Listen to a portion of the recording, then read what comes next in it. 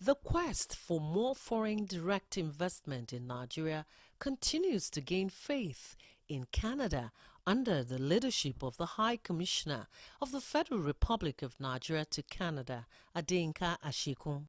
Success stories of Nigerian Canadians who went back to Nigeria to invest over the years have continued to inspire more Nigerians in Canada to consider discovering the potential of new markets in Africa's biggest economy. Some Canadians also shared strategic market entry stories to help new Canadian investors looking to invest in critical sectors in Nigeria. These stories encouraged potential investors at the Leadership and Governance Canada-Nigeria Business and Investment Summit in Toronto in October in partnership with the Nigeria High Commission Ottawa and other agencies in the business community in Canada and Nigeria. Take a listen to the inspirational stories of Bevis Paul Igbinoba, President and Chief Executive Officer of Atlab Group, and Harold Schroeder, the Chief Executive Officer of Schroeder & Schroeder Incorporated. I absolutely love Nigeria. Somebody asked me the other day, why do you go to Nigeria? What's wrong with you? Why? Everybody's leaving. Everybody's leaving Nigeria. I said, well, I'm one of those people who actually don't have to leave. I come because there's a need, there's a gap that I think a lot of us in diaspora can feel. There's a lot of things.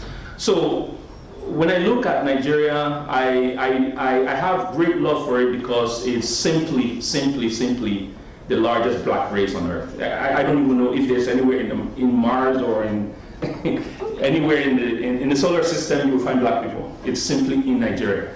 And when you talk about that, all of us know that we're all consumers.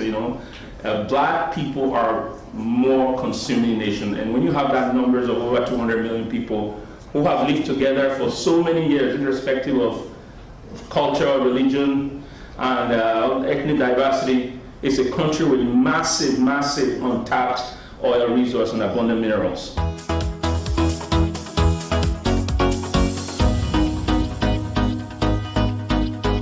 I've had privilege to live and understand the ethics of what happens and how things are in Canada here and in Nigeria. Basically, just a quick overview of what I do as well. My company started in '95, and ever since we've been working in the ICT, IT market. Just a few, to name a few, we started some of the energy programs in Nigeria by building solar power plants in a place like Benue. We established some of our stuff in Benin. It's been very difficult, I must say, so I think maybe as we go along, maybe whatever questions anybody will have later on, I'll be able to answer what it takes for someone who actually lives in Canada like myself can do in Nigeria. There's been a few descriptions of how a multinational company leaves Canada and goes to Nigeria and do business, but I must tell you it's not quite that way when you have an indigenous Nigerian setting up business in Canada and going to Nigeria to do business. So I will just go through that a little bit.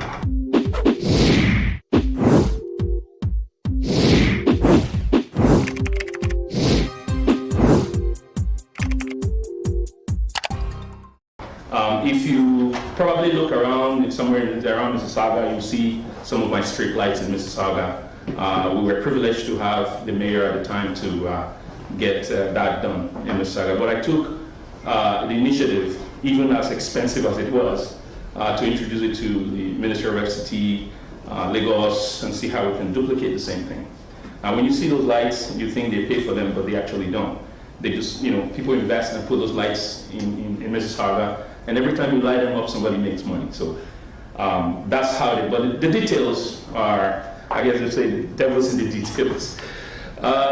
So we've been able to put some of these lights in the, if you travel out of Abuja from Bill Clinton's Way, you'll see all my lights there.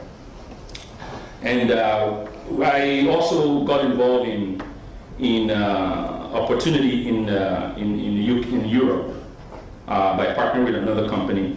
So I purchased a brand of mobile phones out of Denmark. So as of today, these phones sell in Jumia, Konga, if you know some of these tech companies in Nigeria. You can go to Konga and order some of our phones, and Amazon in the case of North America here. But you know, after looking at several areas, and we decided that, you know, we will make people come to Nigeria rather than people go, you know, come to North America. So today you can order our phones out of Nigeria, even if it's coming from Australia and things like that. And I'm very proud to see that that is actually the case. Let me just break down the peculiar nature of Nigeria so that I don't bore you with some of the things that we do. But that's not what I want to talk about here. But you know, it comes with its unique challenges. And when I say unique, that means, you know, there are government systems even here that allow you to do certain things and allow you not to do certain things. So I was talking to earlier, imagine me setting up a mobile phone in Canada. I've tried. The number of licensing, you don't want to know. It's, even the lights we put up, we had to partner with some really big company for us to be able to do that here in Canada. It's not that simple at all. But Nigeria just gives you an open arms to all kinds of licenses, so long as they understand what you're doing, so long as the SON understands what you're doing, you're fine. And those licenses allow us to bring in those devices and license them, and we're selling online and everywhere. So those are things that would be a bit difficult in Canada. But I would say that without missing a word, Nigeria is really a funny market in Africa. It's a place where you can do business and make huge profit without any initial capital, and no tax incurred or requested for any reason. That can only happen in Nigeria. For example, a man can raise a heap of sand on the street and sell out into huge trucks. You just go in the gutter. And you know, in case some people may not understand, but I'm just trying to be, you know, so let's come down to basics. You can leave Canada, and if sometimes you come to Nigeria, you see me, you probably won't think I live here.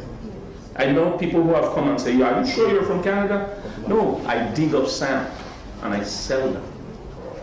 And you make revenue. That revenue, no, money is one color, has nothing to do with black or white. You can use that money and do other bigger things from Canada.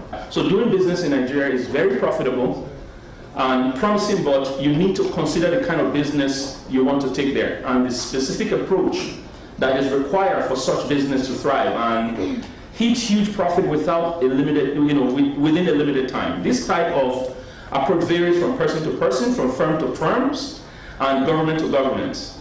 Sometimes when you say government to government, I'm sure some of the companies here understand what it takes to do business from Canada to other countries through government to government program. You need EDC. You need a lot of guarantees, insurance, and so on and so forth. And when you do that, it helps. But it doesn't help if you are just like myself. If you're just, you know, somebody who just work hard and make their few dollars that wants to see what they can do in Nigeria. No government is going to come and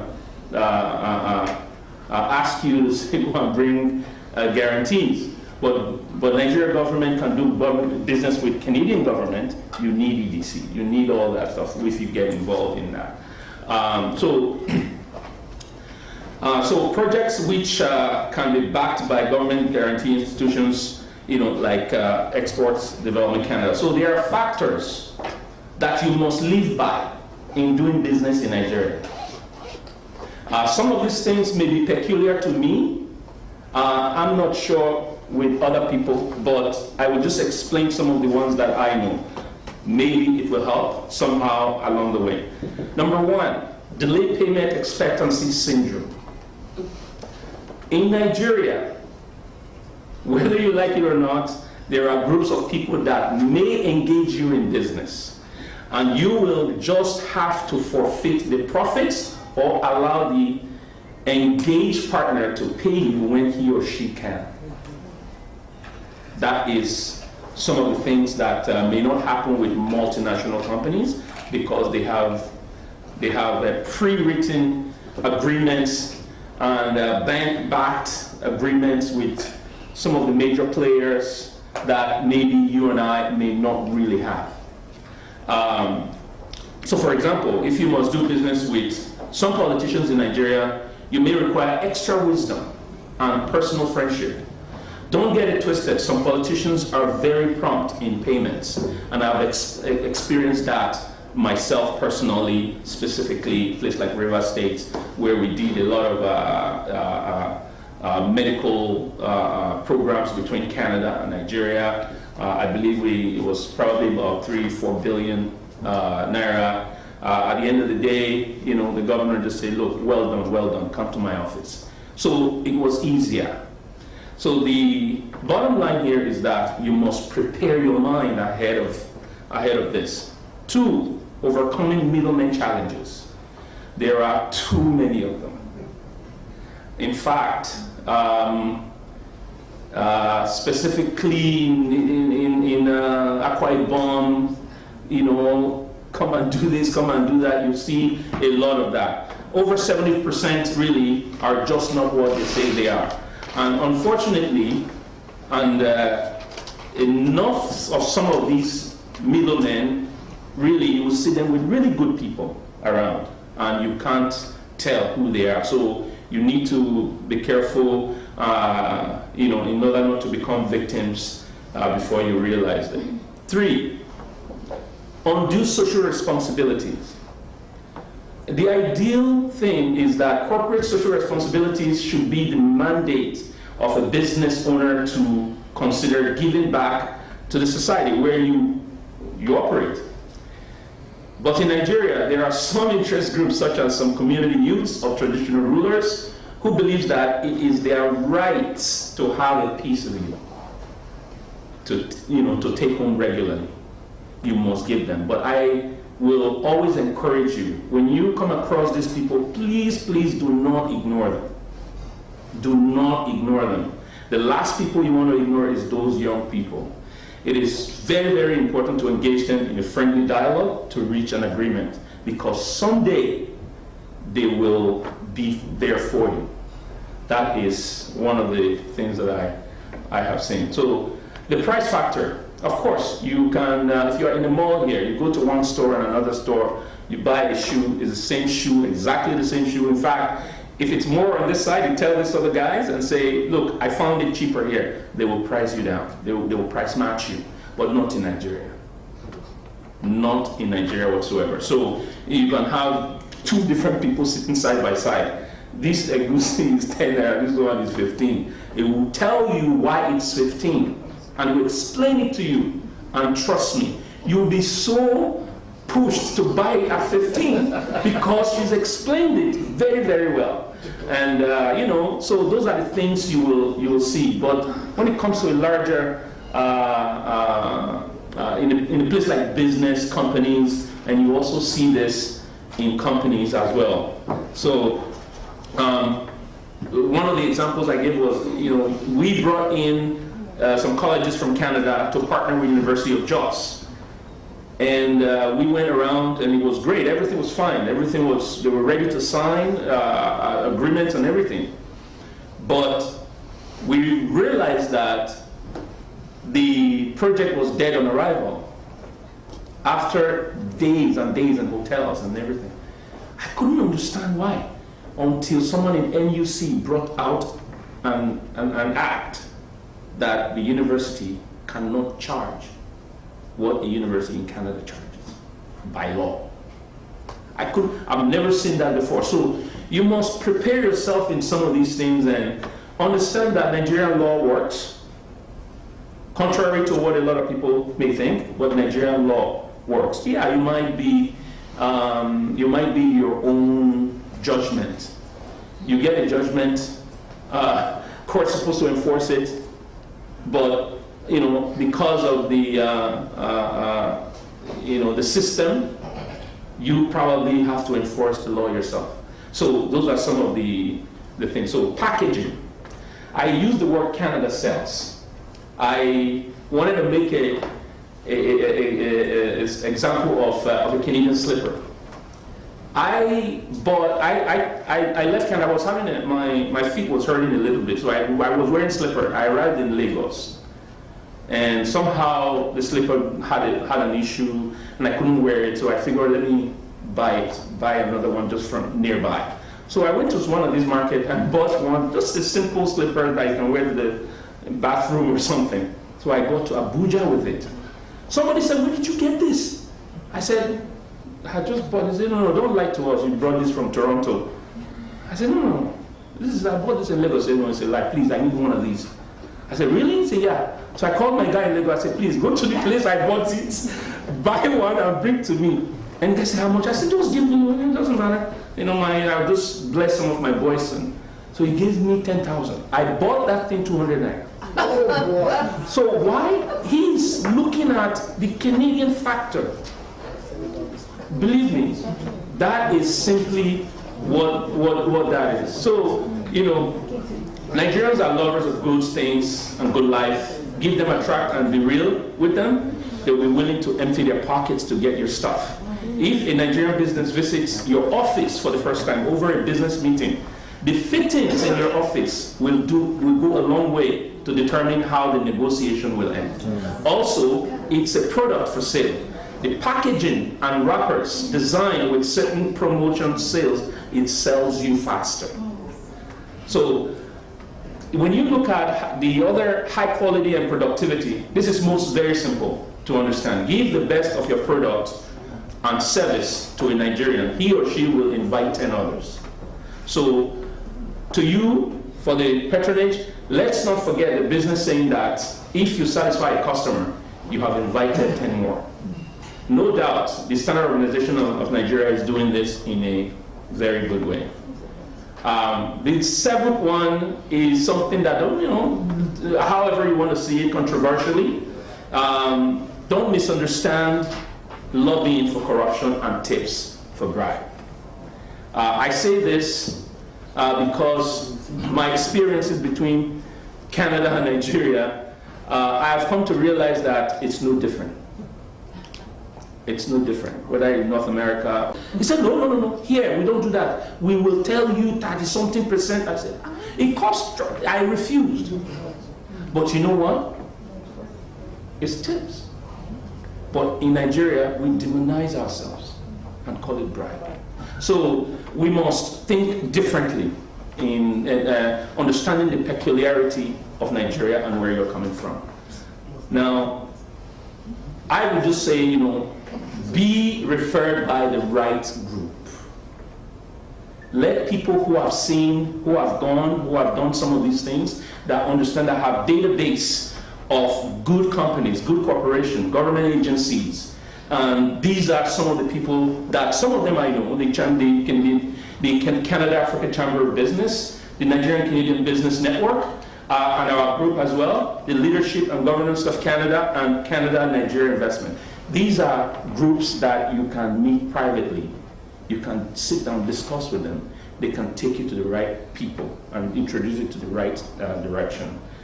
In general terms, I must say this, or however you want to call it, is really no different. We have demonized ourselves. That's the way I see it. We demonize ourselves and call ourselves corrupt. But really, in North America here, you lobby. That's where it is. You lobby. There are government officials, after they leave office, they get a lobby license. And then they hire lawyers to lobby for them.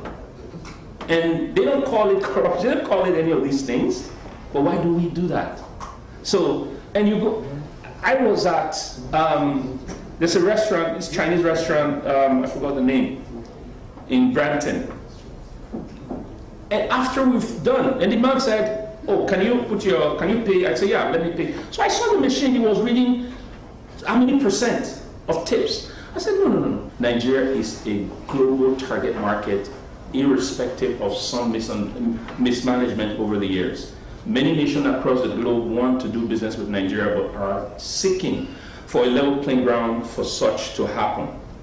Do we know why? I will tell you right away, there are too many resources in Nigeria that can even feed Africa when properly projected. Imagine the trillions of naira and billions of dollars that are reportedly embezzled, burnt, swallowed by snakes on quarterly basis in Nigeria. If it were some developed nation, believe me, it would have been a disaster and colossal damage to the entire nation. My dear business professionals here seated, my candid advice is that we see beyond the politics, and whoever becomes next Nigerian president and Nigeria of the now, there is a rebirth on the way. Planning to invest in Nigeria now will never be a regret at all, but awesome benefits in the future. In conclusion, I would like to quickly outline 4 major sectors that require investment intentions besides oil and gas, and they are: 1, the IT, ICT, digital intelligence, education, healthcare services, electricity, power, and lighting. And thank you so much, Your Excellency, ladies and gentlemen.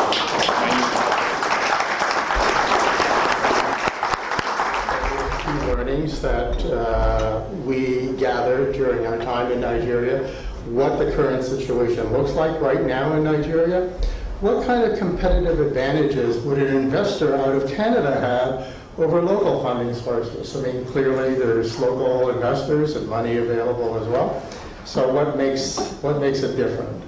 And then aside from the typical challenges of finding a solid investment, because I mean, people look for investments in Canada, so there are challenges around that. But what are some of the additional things that make finding an investment opportunities in Nigeria unique? And then what is the suggested approach, at least from our perspective, and what are some of the possible payoffs? So very quickly, our story. We have, as a firm, we have over 40 years of management consulting experience across a very broad range of industry sectors and functional areas. We specialize in what we call the art and science of transformation. So when we first started consulting, we would do what consultants normally do is, you know, what's the problem, what's the fix, and good luck to you, right? and then some of our clients came along and said, well, you know what, the epiphany is really great, but where things go off the rails is during implementation. Can you help us there? We said, I don't know.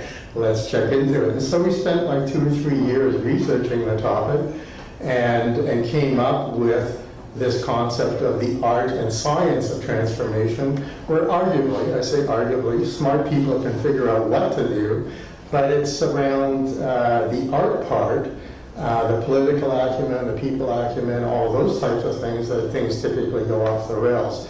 So we do probably about half of our business in pure consulting and half of it in implementation now. And it's an approach that we've developed over a number of years of research. We compete on major projects against some of the big consulting firms. So in fact, one of the ones we run up most often against is Deloitte. So we've won projects with Ontario Lottery and Gaming, with the International Airport, various other ones. So we kind of play in that field in terms of capabilities. Our Nigerian journey, again, as sort of been alluded to, started off as a personal project because my son was going with a charity to Nigeria, and he said he was going to be there for at least 3 years. So I said, well, I guess I'll be in Nigeria more often. Let me take a look at what some of the opportunities are in Nigeria. And the goal initially was really more of a philanthropic thing. We weren't really looking at building any material business there. It was sort of like, you know, since we're there, we'll look around. and look at any money that's generated, maybe put it back into the charity, or into capacity building, that type of thing. We spent 2 years networking with a lot of people, as you can imagine. It's the type of thing that you need to be very careful about, especially in developing countries, where you need to make sure that you're connected with the right people. It's true here, even in North America, but even more so in countries that are developing. And ultimately, we ended up with a project with a partner out of Lagos, with the Nigerian Export Produce Processing Zones Authority, responsible for all the free zones in Nigeria. We did strategic planning with their board and their executive team. And then through all of that networking, as you can imagine, there's a lot of connections. We also ended up running across other opportunities in other countries in Africa. So Ethiopia was one where we almost, it was shortly before COVID, almost ended up with a project with one of the major banks all around learning strategies and that type of thing, but then COVID hit and that sort of all went by the wayside because of that. So what are some of the key learnings? Well, Finance 1A1 definitely applies. So you can get very high returns, very superior returns, but Finance 1A1 says the higher the return, the higher the risk, and that's true here as well. So that's certainly one of our key learnings, and the objective clearly is how do you mitigate that risk and get a better return risk profile. One of the ways is don't go it alone. As always, in North America as well, the ability to do the work is a prerequisite. If you can't do the work, you shouldn't even be there. But then after that, connections, who you know, relationships are important. And what we found is in Nigeria, it's even more important to have those relationships and those connections. It also means really understanding the marketplace. There are some areas that are riskier than others. And as already been mentioned by the previous speaker, Nigeria is ranked 131 among 190 economies in terms of ease of doing business. You know, it's not necessarily for the faint of heart, but if you're looking for higher than average returns, this is something to consider. Plan on being there for, because of that. It's not a quick in and out, you put your money down and you get a return in 2-3 years. Plan on being there for the long haul. Nigeria as a country, and we heard that from the prior speakers, is really looking for those that can help with economic development. It's an evolving economy, and so clearly there's a lot of interest, a lot of support among government and other players around that. So that includes capital, but also expertise. That's really important. Achieving a profitable business, though, therefore, is very complex and competitive within that environment, and it means really that you need to have that commitment and long-term presence really to reap those rewards. It's not a quick in and out, walk home with a bundle of cash type of thing. So what's the current situation look like from an investor perspective? Well, as has already been suggested by prior speakers, there are lots of investment potential. There are already large corporations in Nigeria. The oil companies clearly being one of them, multinationals and whatnot, but even legal and consulting firms. Well, I was surprised actually when I first started investigating that all the big consulting firms have a presence there, including McKinsey. And I thought, well, McKinsey's there, something's going on, right? So the big firms are there, and there's a good presence. The agricultural sector was and still is, and as you've heard, increasingly again an area of focus. Nigeria used to be sort of the bread basket of West Africa. So that's a big sector right there. Again, prior speakers have mentioned a young, energetic labor force. That's key. When you hear about the economies of, China, India, and whatnot, it's not because they had some, epiphany and great, political something or other. It's because they have a lot of young people that are full of energy, that want to make a life, that are willing to work their tails off to make things happen. And so that's a real key factor in terms of economic growth and economic drive. And it is focused very much on getting that foreign direct investment and creating economic activity. Just like any business, any industry sector, any country, you need to prime the pump, you need to get things going and create that economic activity. Again, though, there are risks, as I mentioned. So a lot of the risks relate to the political and regulatory environment. And as is typical in a lot of developing countries, you have the normal challenges around whether it's power or transportation. We've heard that some of those things are improving, as one would expect. But don't count on it being like North America or anything close to that. I don't know if that's true right now, but clearly, when we were there, I don't think there was a single city where you could count on 7x24 power 7 days a week. So, you need to understand those things when you go. Security, obviously, is an issue as well, especially in certain parts of the country. In the Northeast, there are certain areas, so you have to be careful about that. It is something that Nigeria is aware of because a huge percentage of its GDP is actually going and being consumed in that area as well. And then finally, foreign exchange. So it is a restricted currency. Again, there are laws, as you've heard, that are being developed to kind of ease that up and make it a little bit more investor friendly. But like a lot of India used to have it, other countries as well, where they had controls on their currency to avoid the country being plundered in the process. So again, something to be aware of in some of the investor challenges. But having said all that, the country is attracting very strong inflows from American companies. Giants like Uber. I used Uber in Lagos. It's probably the safest way to travel because, hey, you don't have to pay cash and they track you all around so they know exactly where you are, right? So Uber is there. Facebook, Emergent Payments, Meltwater Group is kind of a social media type of monitoring type of company. China has been investing very heavily in Nigeria and also other parts of Africa as well. You've probably heard about their, Belt and Road Initiative and things like that. So there's been big investments actually out of China. Foreign direct investment kind of took a little bit of a hiatus during COVID, but is back in 2021 with almost $5 billion of direct investment going into Nigeria.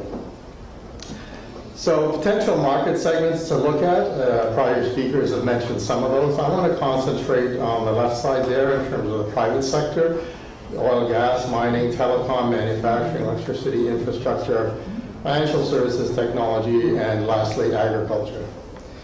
So oil and gas, as you might well imagine, is a very tight sector dominated by the big multinational oil companies. And clearly from that perspective, depends very heavily on foreign direct investment. Mining at the moment, not that large or well run, but there are some opportunities in equipment, machinery, associated technologies. Telecom tends to be very political. There's some big players in there. And they're struggling a bit with some of the margins on that side of things. Manufacturing is certainly present throughout the country. A lot of that interest is in new machinery and new technologies that can be used in manufacturing. But there are, issues such as, power going off and port and customs issues and things of that nature. I know one company we visited, they made the little cheese balls, and they were going into cereal, and they had to have different equipment. And yeah, they had the generators and whatnot, but that split second where it was switching over, repeatedly over and over damaged that particular equipment, so they had to get out of that. It wouldn't work for them. So those are things to consider. Electricity, very political. Infrastructure, lots of opportunities there, but you need to find a way to monetize it. Think about how you're going to monetize an infrastructure project. And a lot of them really aren't successful because they haven't really done the full life cycle planning, the development, the operations, the exit, things. If you're getting into that, really think it through very carefully and think about how you're going to monetize it. P3s has been mentioned as well is one opportunity with federal state governments. Potentially very rewarding, but watch out for kickbacks or things of that nature as well. Financial services, fintech and insurance, areas of big growth, very material growth, and related to that, mortgage sector, again possibly through P3s or venture arrangements. Technology is a hot and heavy area, so that's been mentioned by some of the players as well. There are technology hubs springing up all over the country. It's being driven by the youth. The youth everywhere globally are into technology, and so this is an area that's really blossoming. And one approach would be to partner with acceleration hubs and innovation ecosystems in Nigeria. So if you're familiar with that area in North America, something to consider in a blossoming technology in a developing country. And we know that those countries, Nigeria, one of them, is they're leapfrogging over stuff. We used to have hardline. You don't do wired stuff there. It's all mobile. Everybody does stuff mobile. And they're, in some ways, even more advanced on mobile than certain people are here. And finally, agriculture. Agriculture has already been mentioned as an area. It's 25% of Nigeria's GDP and accounts for close to half of the labor force. So it's a very significant factor or industry sector. And the big opportunity is really supplying technology to aid in agriculture and in processing as well. So a lot of historically, it was dominated by subsistence farming with traditional methods, but the government's putting a lot of effort into that area, and over the past 5 years, in fact, has witnessed more growth. So there are opportunities to bring technology in for larger scale farming activities, and in particular processing. One of the issues is, especially if there are transportation issues, is how do you get all those tomatoes to market at the same time when they're all ripening at the same time? Well, one of the things to do is to process it and make it into ketchup or soup or something like that. It'll last a lot longer, and then you can distribute it more easily that way. So those are some of the opportunities there.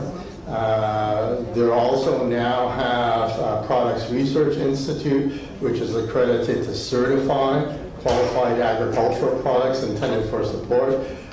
This was not necessarily the case before in Nigeria compared to, say, Ghana or other countries like that. And this certification will, in fact, help open up things more so to a global market. So agriculture, definitely an opportunity. We would also suggest that you use a city strategy versus a region. So if you're looking geographically, look at the big cities, Lagos and Abuja, the capital. Lagos is kind of like the Toronto of Nigeria, and Abuja is a big government city, capital of Nigeria. So take those things into consideration. And also consider setting up a local office.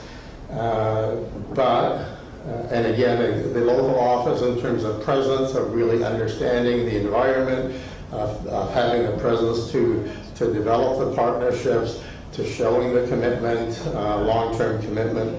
A lot of countries are like that. Even if you want to do work in the U.S., they like to have, see you have an office in the country. So something to really consider. But if you're sending expats, think about all the traditional challenges around that type of things.